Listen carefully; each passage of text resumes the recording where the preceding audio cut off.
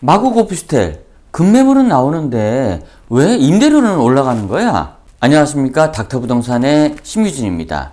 이번 영상에서는 이 마곡의 오피스텔 급매물이 쏟아져 나오고 있는 상황에서도 이 임대 가격이 상승하고 있는 이런 현상에 대해서 오늘 여러분들께 상세하게 말씀을 드리도록 하겠습니다.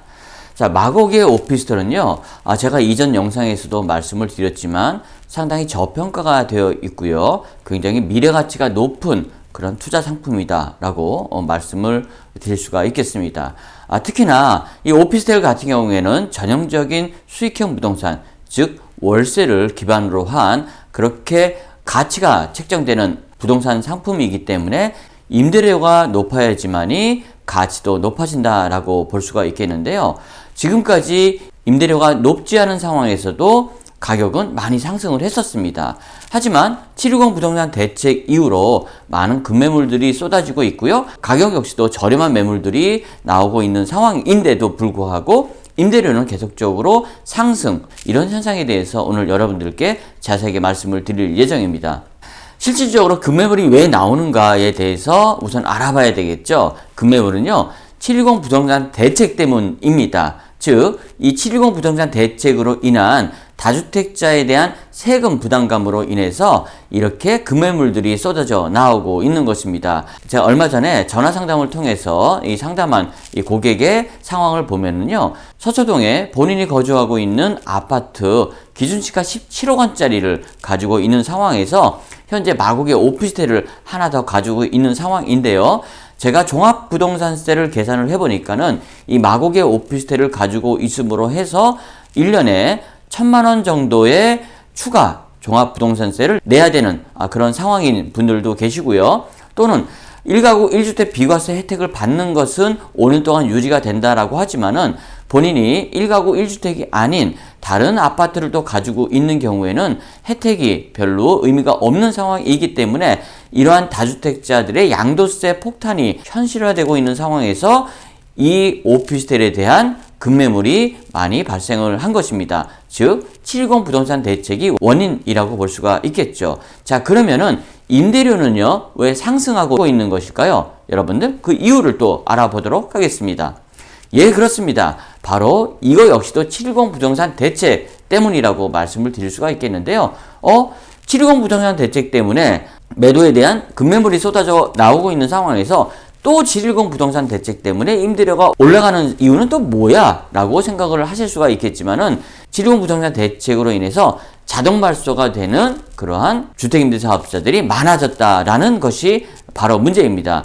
즉, 지금까지는 세금 혜택을 보면서 정부에서 요구한 의무사항, 즉 연 5% 이상의 임대료 상승이 불가능했지만은 지금부터는 자동 발소가 됨으로 인해서 앞으로는 사람만 바뀌면은 얼마든지 주변 시세에 따라서 받을 수 있는 이런 상황으로 되었기 때문에 임대료가 상당 부분 올라갈 수밖에 없는 상황이다라고 볼 수가 있는 것입니다. 즉, 마곡의 오피스텔이 지금까지 더 많이 상승하지 못했던 이유가 이러한 임대료 상승 제한 때문이었다라고 하면은 또한 급매물이 나오는 이유와 또 임대료가 상승할 수 있는 이유가 이번 710 부동산 대책 때문이었다라고 보면은 대책이 조금 문제가 있었지 않나 생각을 합니다.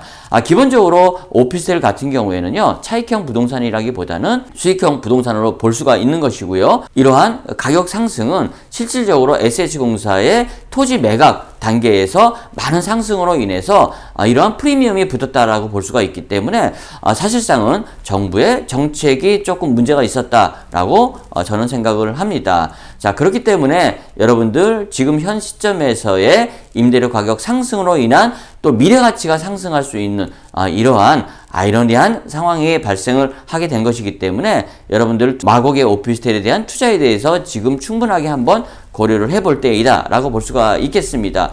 즉 이러한 대책이 임차인을 위한 대책이었다라고 하면은 이 대책으로 인해서 임차인들에 대한 임대료 가격 상승 이런 것들이 가장 문제가 되었던 것이고요.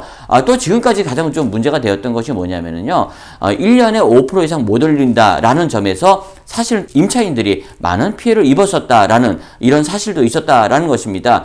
즉 오피스텔 같은 경우에는요, 한번 들어가면은 뭐 1년, 2년, 3년, 4년 이렇게 장기로 원하시는 분보다는 1년 미만, 즉 뭐 6개월 그리고 뭐 7개월, 8개월 이렇게 사시고 이사를 하시는 분이 상당히 많았던 그런 상황에서 이러한 연간 5% 상승 이내에서 제한을 두기 때문에 중간에 빼질 못하는 그런 상황이 발생을 했다라는 것입니다.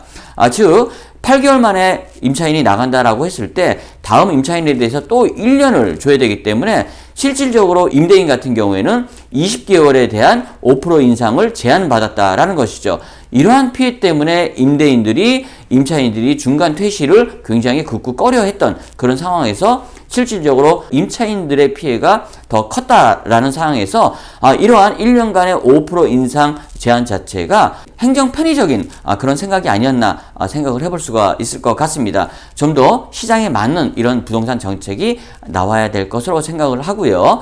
여러분들 본인이 가지고 있는 마곡의 오피스텔, 뭐 다른 부동산에 대해서도 저에게 의뢰를 하신다라고 하면 이런 시간을 통해서 여러분의 사연과 또 매물을 소개해 드릴 수가 있으니까요. 많은 연락 바라고요.